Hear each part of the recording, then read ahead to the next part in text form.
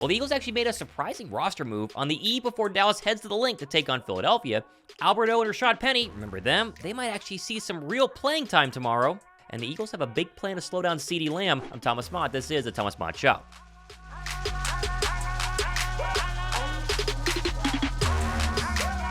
There are basically three big Eves that everybody celebrates throughout the year. You got Christmas Eve, then you have New Year's Eve. Most importantly, though, the eve before Eagles and Cowboys. And I'll be honest, there have been some big games throughout the history of Eagles and Cowboys, but there haven't been a lot of big ones the past couple of years due to injuries, due to bye weeks, due to resting players. But this one loss Philadelphia, taking on 2-loss Dallas. Eagles win, they blow the NFC East, maybe the NFC wide open heading into a bye week, get healthy, feel great, and then play the gauntlet of games we talked about earlier on in this week. They lose, though. Dallas sends Eagle fans into quite the panic heading into the bye. Cannot wait for this big one tomorrow afternoon. Now, Philadelphia is expected to add a couple of wrinkles heading into Sunday, and that's based off of Friday's final injury report, where we saw that not only is Cam Jurgens officially out, Grant Calcaterra also out, Bradley Roby, and Boston Scott are all out against the Dallas Cowboys. Side note, I really hope everything is okay with Boston Scott. Outside D.I. Birds put it really well on Twitter when he said, quote, he's missed 3 straight practices due to personal reasons. Now he's been ruled out for week 9 as well. I'm not sure what's going on, and though I haven't seen any update regarding him, but I hope him and his family are okay. Normally, a personal reason is a family issue, and so we really hope and pray that Boston Scott's going to be fine. Drop a like down below, drop a comment, show your support for the Giant Killer. Now, with Boston Scott and Grant Calcaterra both being out, Philadelphia will have 2 active running backs and 2 active tight ends officially right now before the game on Sunday against the Dallas Cowboys. And with Cam Jurgens being out, looked like Zach Berman had a really good tweet showcasing the fact that, yes, Steen will start at right guard, as we said the other day. Look for Albert O to be active at tight end, and look for Rashaad Penny to be active at running back. Yep, the 2 biggest question marks of literally the entire Eagles roster the past couple of weeks have been, where is Alberto and why did we trade for him? We're not going to play him. And is Rashaad Penny that much worse than Kenny Gainwell? And finally, you're going to see both of them play. I'm very excited to see Alberto, his pass-catching abilities. Will they actually try to get him the football? And really, Rashaad Penny, I don't know how much they're going to use the guy, but maybe a couple of red zone touches showcase that Seahawk ability that we saw up there in Seattle where everyone thought, oh my gosh, they got to steal with this guy in the offseason, and then you basically haven't played him since. Doesn't mean they're going to be that good. Doesn't mean that they're going to get a ton of touches, but it'd be nice to see Penny and Alberto out there. How many rushing yards for Rashaad Penny? I'll go over under 20. Let me know what you guys think down below.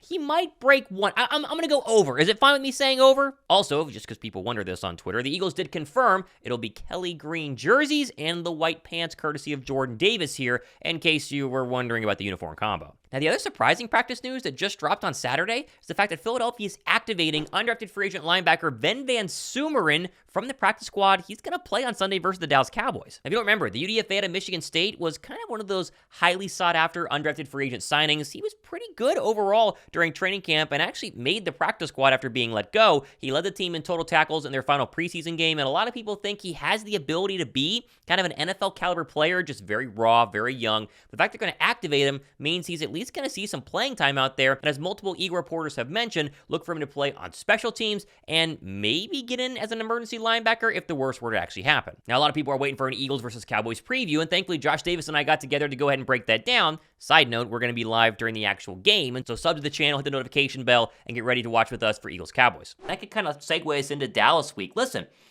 I'm not scared of the Dallas Cowboys. I don't think any Eagle fan is. But we all have watched the Dallas Cowboy games the past couple of seasons. They're all close. I mean, the game last year with Cooper Rush in Philadelphia was kind of close until the second half. The game in Dallas with our backup quarterback in Gardner Minshew was close. It was a shootout the entire time. We haven't blown out the Dallas Cowboys in an actual meaningful football game in a while. Like, they always play up to us. And the problem is, if you lose this game, the NFC East and the NFC as a whole becomes a lot more wide open, potentially, is the word there. And so the running game this weekend, I think, is going to be crucial to keep Dak off the field, to keep CeeDee Lamb off the field, to slow down these pass rushers, to make the Dallas defense honest, because they're missing Trayvon Diggs, and he would have been your number 1 corner against A.J. Brown. And if they start suckering up against the run and loading that box, you know 11, 6, and 88 are going to get behind the defense and blow this game wide open. And once you get a lead against the Dallas Cowboys, they don't come back. They're like the 49ers, right? With a lead, they're great. Without a lead, they're terrible. Jalen Hurts has come back from 6 straight. Yeah, it's terrible. Yeah. I mean, Hurts has come back from 6 straight double-digit deficits that he's faced the past 6 times. I mean, we come from behind. They do not get a lead and do it with the running game. Agree, totally agree. And you see it, you're kind of pointing it there, but Jalen is for people that want to knock on him, and I understand the turnovers are an issue. He would admit it. He has admitted it before. It's going to get cleaned up. But if there is one thing, Jalen has not turned the ball over. I kind of found this hard to believe, but on Twitter, I can't find, you may have it pulled up. If not, there's I could try to go find it. I'll retweet it again. Yeah. But it was Jalen has not turned the ball over being down. And I think, I'm not even sure if it's being tied either. It's only turned the ball over when they have the lead. So, I mean, you don't like turnovers ever, but if you want to talk about like situational turnovers, I mean, I'd rather you take a shot on some of those. Granted, he's made some poor decisions at other times, so we won't knock him from that side. But I don't know, it's somewhat interesting there to say the least, because you're taking a look at that and going, well, hey, Jalen has proven it. He's been very clutch, and certainly whenever you need to come back, like you mentioned, those 6 games in a row. So I agree. You get the running game going, or you get up on the team, you get up on Dallas, you get the running game going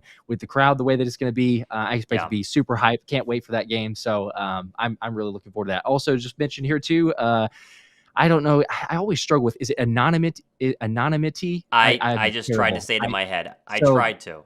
I was struggling. I was just going to go for it, but that's probably terrible. But still, I do appreciate, because he says here, got to underscore how good Eagles media is on all levels. You guys both will be in 6-figure subs by season's end, doing great work. Keep it up. All right, I appreciate that. 6 figures. We'll see. Okay. We'll see. I would take it. We would both take it, but we appreciate the support nonetheless. And also came back with Mott has the best flat top in the game. So there you go. Okay, well, he's the only person that's positive on the flat top cut, because I got a lot of negative comments, mainly because it looks way poofier on camera. I noticed that yesterday. I was watching my show back. It's not this bad in person, I don't think, but yeah, it's really like woo up there. So same thing. The old American haircuts lady. Doesn't translate.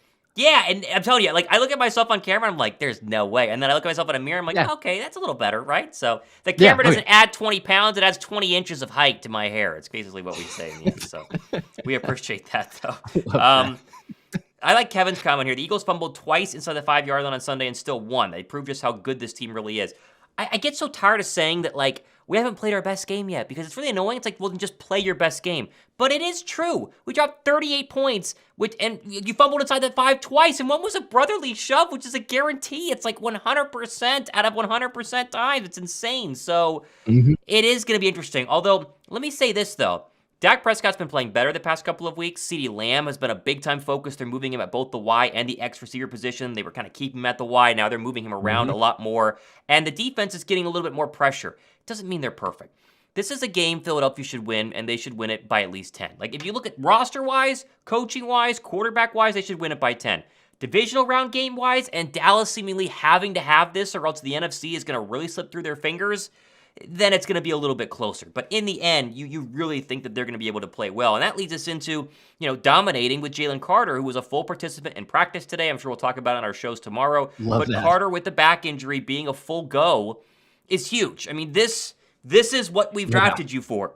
This game. You go get Dak Prescott. You go stop Tony Pollard. And I'm telling you, you make Dak play from behind, he's going to throw you one. And Byard might get one. Slay might get one. Ricks could get one. That'd be very, very fun. All you have to do is get out to a lead. The problem is Philadelphia the past couple of weeks has struggled a little bit. Those early possessions, Washington went up and down the field twice on them and jumped out to 14-0. Again, we'll be live for the entire course of the game on my channel, on Josh's channel. It's the best Eagles watch party on the entire internet. I can guarantee you that. If you've not joined us yet, it is an absolute blast. We'll be on a little bit before kickoff and then a little bit after the game as well, so you have plenty of time to go ahead, jump in, check in, sync the TV, mute us, watch back and forth, watch on commercials, whatever you guys want to do. Give me a go birds down below in the comment section. I'm Thomas Mott. This has been the Thomas Mott Show.